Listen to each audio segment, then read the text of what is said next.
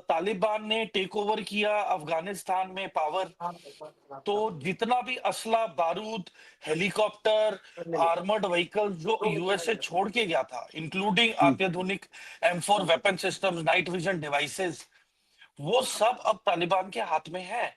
और इसी इक्विपमेंट के द्वारा उनकी फाइटिंग कैपेबिलिटी 10 गुना ज्यादा इफेक्टिव हो चुकी है। नंबर एक। नंबर दो, तालिबान की। अफगानिस तालिबान की, और तालिबान हम्म, ने चाइना के साथ डील की है लाखों करोड़ों डॉलर की, कि चाइना अफगानिस्तान में आके अपनी माइनिंग कंपनियां खोल सकता है।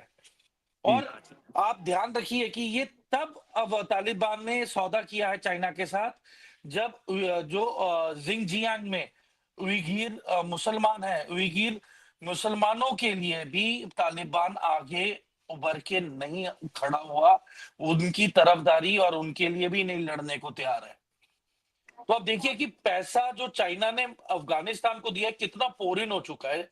और इसके अलावा जो टीटीपी थी, तहरीके तालिबान पाकिस्तान, ये वही आतंकवादी गुट है जिसने एपीएस पेशावर में दर्दनाक ये जो हमला किया था एपीएस पेशावर में, जिसपे 90% पाकिस्तान आर्मी पर्सनल के ही बच्चे मारे गए थे।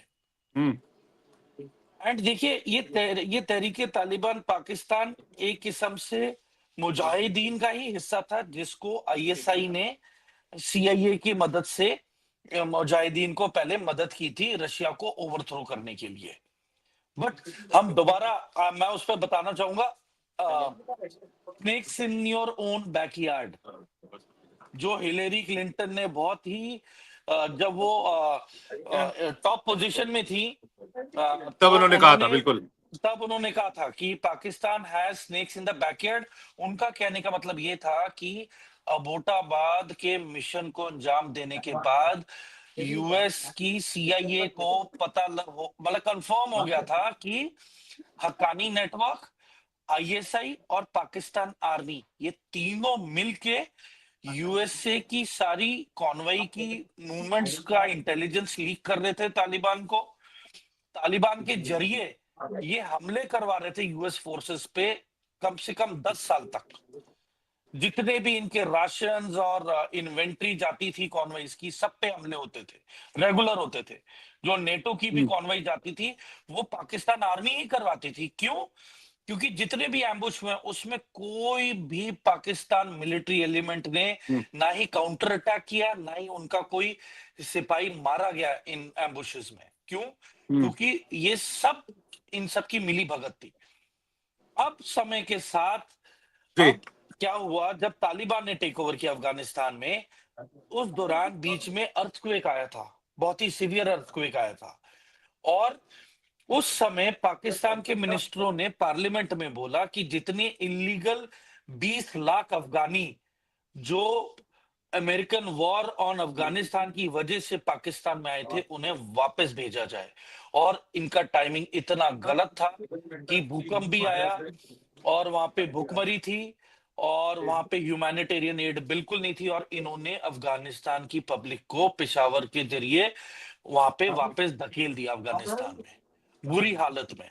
वहां पे यूएन के कैंप भी नहीं सेटअप हुए थे, और काफी लोग, काफी अफगानी जो सिटीजन है, वो काफी मारे गए ये स्टेप की वजह से पाकिस्तान की। और फिर तालिबान में आक्रोश बढ़ता गया, क्योंकि पाकिस्तान का डोमिनेटिंग एक तो एटीट्यूड, दूसरा जो आईएसआई का इंटरफेरेंस था तालिबान के अंदर, कि कैसे सरकार चलानी चाहिए, शरिया को कैसे संभल के हैंडल करना चाहिए, वो हम्म, तालिबान को काफी हद तक अच्छा नहीं लग रहा था।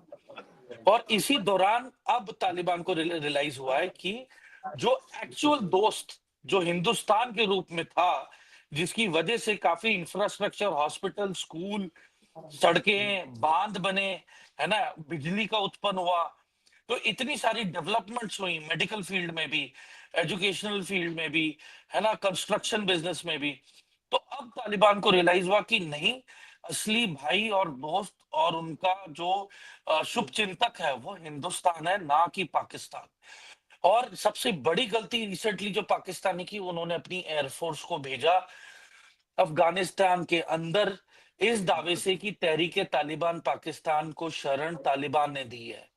तो मेरे दुश्मन का दुश्मन मेरा दोस्त, तो तहरीके तालिबान, बलूचिस्तान लिबरेशन आर्मी और अफगानिस्तान की सरकार जो तालिबान है, ये तीनों अब इकट्ठे मिल चुके हैं। और बल्कि तालिबान ने तो ये दावा भी कर दिया है कि बलूचिस्तान और खैबर पख्तूनवा हम्म, पाकिस्तान का हिस्सा है ही नहीं। तो अब ये जायज हो चुका है कि अब ऐलान कर दिया गया है directly by Taliban, the present formal government of Afghanistan ने डिक्लेयर कर दिया है कि पाकिस्तान का खैबर पख्तूनवा पे कोई हक नहीं है।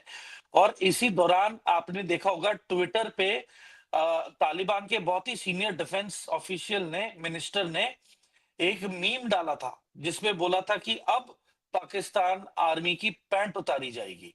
और इसी दौरान इन्होंने बॉर्डरी इलाकों पे 2-3 पोस्टें कब्जा ली हैं जो पाकिस्तान के अंडर थी। और अभी परसों तुर्बत में अभी हमला हुआ था जिसमें कि कम से कम 48 पाकिस्तानी सैनिक मारे गए हैं। हम्म, तो देखिए, और ये इसकी रिस्पॉन्सिबिलिटी ओपनली तहरीके तालिबान पाकिस्तान ने छाती ठोक के की है कि यस, ये हमला टीटीपी ने ही किया है। और और साथ ही साथ तालिबान सरकार ने ये भी बताया मीडिया में कि जितनी भी एयरफोर्स, पाकिस्तान एयरफोर्स ने जो बॉम्बिंग की अफगानिस्तान के एयर स्पेस में वायोलेशन करके, उसका कोई भी टारगेट पे निशाना सटीक नहीं पड़ा है। और वो हम्म, काफी ताज्जुब में थे। और उन्होंने ये भी बोला कि ये सही समय है जब हिंदुस्तान को हमला करना चाहिए और पाकिस्तान को डिसइंटीग्रेट करना चाहिए। अब तीसरे असली मुद्दे पे आते हैं कि जो पाकिस्तान ऑक्यूपाइड जम्मू कश्मीर है, पीओजे के, उसमें अब क्यों प्रोटेस्ट चल रहे हैं। अगर कोई भी सरकार इस दुनिया में 20 घंटे का पावर कट दे रही है तो आपके बच्चे कैसे पढ़ेंगे, आपके अस्पताल कैसे चलेंगे। आपने वहां पे फ्यूल का सरचार्ज और टैक्सेस इतने ज्यादा फ्यूल पे लगा दिए हैं। आपने इतने ज्यादा वैल्यू एडेड टैक्सेस डाल दिए हैं बिजली के ऊपर। और बिजली हम्म, आप उत्पन्न कर नहीं रहे, बिजली का कनेक्शन आप दे नहीं रहे, पर बिल आई जा रहे हैं। तो देखिए, वहां की जो आवाम है, जो पाकिस्तान ऑक्यूपाइड जम्मू कश्मीर की आवाम बहुत दुखी हो चुकी है। तो देखिए, रोटी कपड़ा मकान ये बेसिक नीड होती हैं, इनमें भी इतनी ज्यादा इन्फ्लेशन हो गई है कि वहां की आम पब्लिक बहुत ही परेशान है। और अंग्रेजी में कहते हैं प्लंडरिंग ऑफ रिसोर्सेस। हम्म, इसका मतलब ये होता है कि पाकिस्तान सरकार ने पूरा फायदा उठा के, पाकिस्तान ऑक्यूपाइड जम्मू कश्मीर की आवाम का फायदा उठा के, उनके सारे नेचुरल रिसोर्सेज जैसे कि जेमस्टोन, बॉक्साइट, जो भी कॉपर है, एल्यूमिनियम है, ब्रॉन्ज है, ये सारी की सारी रिसोर्सेज ये सकआउट कर रहे हैं और ये बाकी दुनिया में एक्सपोर्ट कर रहे हैं। और कुछ भी पैसा जी, डेवलपमेंट और इंफ्रास्ट्रक्चर को बनाने में नहीं लग रहा है पीओजे के। जी, मेरे साहब, जी, मेरे साहब, मेरा एक सवाल आपसे था।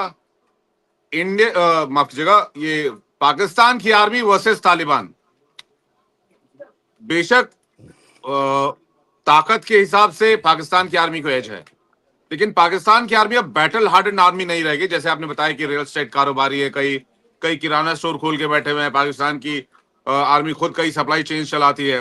दूसरी तरफ तालिबान, वो तालिबान जिसने रूस को मार के भगाया, जिसने अमेरिका को मार के भगाया, जिसने दुनिया की कई सोवियत संघ को मार के भगाया, कई बड़ी ताकतों को मार के भगाया, चाइना ने भी कोशिश की थी। तो ये दोनों का अगर आप कंपैरिजन करेंगे तो आप कैसे देखते हैं इसको? तालिबान कितना तोड़ेगा इनको? देखिए, जहां तक पूरा सवाल है, जो टैक्टिक्स तालिबान की है वो एक दीमक की तरह है। आप जितना बड़ा आलीशान महल बना लो, आप जितना ही अव्वल दर्जे का घर बना लो, वो कोने कोने में भीतर तक जा जाके घुस के नेटवर्क के अंदर शामिल होके पूरे खाके और ढांचे को इतना वीक कर देती है, इतना वल्नरेबल कर देती है कि आप आप देखिए, खुद ही देखिए ना, पैटर्न ऑफ अटैक्स देखिए। चाइना के जितने भी ऑफिशियल ग्वादर पोर्ट पे काम कर रहे हैं, उन सब पे हमला हुआ है। सब पे कहीं ना कहीं पे चाइनीज कैजुअलिटीज बढ़ी हैं। कराची पोर्ट पे भी आप देखेंगे कि हमला हुआ है और कैजुअलिटीज चाइनीज इंजीनियर्स की हुई है। और चाइना ने इतना प्रेशर डाला पाकिस्तान सरकार पे कि आप प्रोटेक्शन मुहैया कराइए, या तो चाइना अपनी मिलिट्री को इन एरियाज में जो सीपेक का रूट है उस पर डिप्लॉय करेगी। तो देखिए, पाकिस्तान की सरकार अपनी आवाम की तरफ से भी प्रेशर में है, क्योंकि उनकी नेशनल सोवरेनिटी पे सवाल उठ रहा है कि वो इतने काबिल नहीं है कि वो बाहर से विदेशी जो गेस्ट है जो उनके इंफ्रास्ट्रक्चर को बनाने में लगे उनको प्रोटेक्ट कर सके। और ये सब इसलिए हो रहा है क्योंकि देखिए, पीओजे के और बलूचिस्तान की जो हालत है वो बिल्कुल सेम है कि यहाँ पे पब्लिक को गायब किया जाता है, खासकर जो नौजवान बच्चे हैं, जो लड़के हैं और जो औरतें हैं, जो मिड एजेड लेडीज हैं, उनको रातों रात उठा लिया जाता है और वो पाकिस्तान सोल्जर्स को सौंपा जाता है वहां पे एज एंटरटेनमेंट के तौर पे एक्सप्लॉइट किया जाता है। जवान बच्चों को और जो मिड एज नौजवान है जो लड़ने की जिनकी उम्र है, उनको ये मैस ग्रेव्स के तौर पे कंटेनरों में भर भर के इन्होंने बहुत ज्यादा एलिमिनेट किए हैं।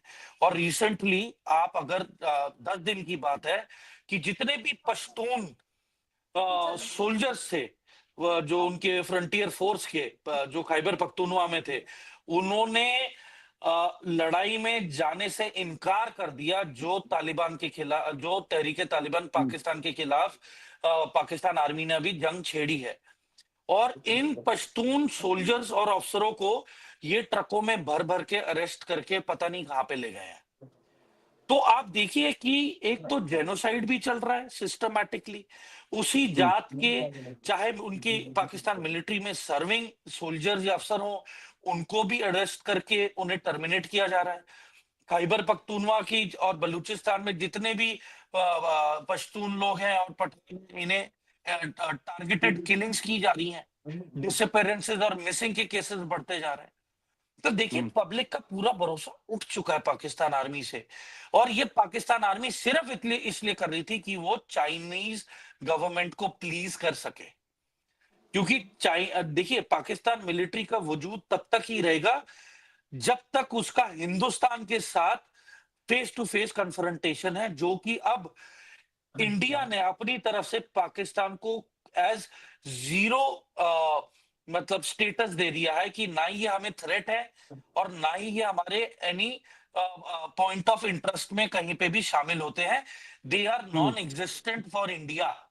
तो अब पाकिस्तान आर्मी के पास कोई मुद्दा बचा ही नहीं है और इन्होंने अभी दीमक के घर के अंदर हाथ डाला है। और अब देखेंगे कि कैसे नोच नोच के ये जो तालिबान और तहरीके तालिबान पाकिस्तान कैसे पाकिस्तान आर्मी के critical villages, points, check post और बैरक्स में अब इनके हमले बढ़ेंगे। और पीओजेके में भी प्रेशर बढ़ रहा है और काराकोरम जी हाईवे आज बंद कर दिया गया, वहां पे सिट इन प्रोटेस्ट हुआ है। तो मुजफ्फराबाद में और भी जो मेन मेन इलाके हैं गिलगित बाल्टिस्तान में, वहां पे पूरी पब्लिक ने चक्का जाम किया है। और बल्कि मैं तो दरख्वास्त करूंगा कि ये जो हम अभी गुफ्तगू कर रहे हैं इसकी रील बने और ये उस पार हमारे पीओजेके के भाई बहनों को पहुंचे मैसेज कि ये एक प्रोटेस्ट शुरू करें और ये इंडियन बॉर्डर पे इकट्ठे चल के आए और पाकिस्तान साइड पे जो यूनाइटेड नेशंस के जो ऑफिशियल्स हैं उनको इन्वॉल्व करें और ये उन्हें मेमोरेंडम बनाएं और बताएं कि ये भारत में शामिल होना चाहते हैं और पीओजेके या फिर पीओ के जो हम कहते हैं वो पाकिस्तान से अलग हो और जल्दी से जल्दी अलग हो। और ये तभी होगा जब पीओजेके की आवाम और नौजवान और जो इनकी जवान बेटियां हैं वो इकट्ठा जी आवाज जब तक नहीं उठाएंगी और जब तक गुहार नहीं लगाएगी इंटरनेशनल प्लेटफॉर्म जी पे, मुझे नहीं लगता कि इनके पास कोई भी आ रहा है रेस्क्यू के लिए। और अगर बात अपने लेवल से भी बहुत ज्यादा आगे चली गई, फिर इंडिया को जैसे ना तैसे इंटरवीन करना ही पड़ेगा, क्योंकि अंत में देखिए, पाकिस्तान ऑक्यूपाइड कश्मीर इंडिया का था, है और रहेगा, हमारा इंटेग्रल पार्ट है। और किसी भी मजहब के लोग पीओजेके में जी उनकी रिहाइश रहे हैं वो हमारे ही, और उनको बचाना और उनको सेफगार्ड करना हमारी ड्यूटी बनती है। पीओजेके को लेकर अभी हाल में गृह मंत्री अमित शाह का भी बयान आया था। उन्होंने कहा था कि एक इशारा की तरह दिया था कि जल्द ही कुछ अच्छी खबर या बड़ी खबर या गुड न्यूज जैसा कुछ सुनाई देने वाला है। मुझे लगता है उनका इशारा हो सकता हो कुछ कुछ उस तरफ हो, लेकिन आपने बड़ी बात कही मेजर साहब की तालिबान जो है वो एक दिमक की तरह है और पाकिस्तान को एक तरह से खा ही जाएगा। क्या अब तालिबान के सामने दूसरा कोई टारगेट तो है नहीं, सिर्फ और सिर्फ सामने पाकिस्तान है। तालिबान क्या रुकेगा या नहीं रुकेगा, या वो पाकिस्तान को तोड़ के ही मानेगा? देखिए आईएसआई एक ऐसी ऑर्गेनाइजेशन है जिसे अंग्रेजी में कहते हैं ISI can go to bed with even its enemy. तो आईएसआई सीआईए के साथ भी रहा है, आईएसआई एमएसएस जो स्टेट सिक्योरिटी है चाइना की उसके साथ भी हैंड इन ग्लव रहे। और देखिए आईएसआई का अब स्टैंडिंग और भरोसा खत्म हो चुका है, बिकॉज अब वो एक ही तरीके से चलता है, वो होता है बाय करप्शन, पैसा ऑफर करना, पैसा फेंक के काम करवाना। जो हक्कानी नेटवर्क है, देखिए आईसिस का भी हमला तालिबान में चल रहा है, और अभी ही एक one of the Haqqani brothers को असैसिनेट कर दिया था आईसिल ने, आईएसआईएल ने। तो ये देखिए जबकि जो 3 टुकड़ियां हैं, बीएलए बलूचिस्तान लिबरेशन आर्मी, और वो पहले बीएलएफ था जो बलूचिस्तान लिबरेशन फ्रंट, और बीएलए और जो तहरीके तालिबान पाकिस्तान और अब तालिबान, देखिए ये तीनों जब इकट्ठे हो जाएं और हो चुके हैं तो देखिए इनका नेटवर्क, देखिए अगर 20 लाख अफगानी पाकिस्तान के भीतर आ सकते हैं without any paper work, without any legal document, तो मुझे नहीं लगता कि टीटीपी और बीएलए और तालिबान के कोई भी यहाँ पे किसी को मुश्किल होगी इसमें आने के लिए पाकिस्तान के अंदर। ठीक है, और जहां तक कि पाकिस्तान मिलिट्री का सवाल है, देखिए उनकी जो स्ट्रेंथ है वो काफी लिमिटेड है। तो यदि अब उन पे पूरा प्रेशर आ चुका है उनकी उत्तरी वाले इलाके में, और ये पूरा बॉर्डर कम से कम 2400 किलोमीटर लंबा बॉर्डर है। और अब टैक्टिकली देखा जाए तो अगर इंडियन गवर्नमेंट ने कोई एग्रेसिव स्टांस लिया इन कोऑर्डिनेशन विद तालिबान, तो मुझे नहीं लगता कि ये पाकिस्तान की आर्मी 2 फ्रंट वॉर को झेल पाएगी। बिल्कुल सही बात है। और ये इसीलिए हो रहा है क्योंकि जो बांग्लादेश में पाकिस्तान ने हरकत की है, ये उसका अंजाम है, ये उसका अंजाम है। देखिए मेजर साहब, इसको एक सवाल के जरिए और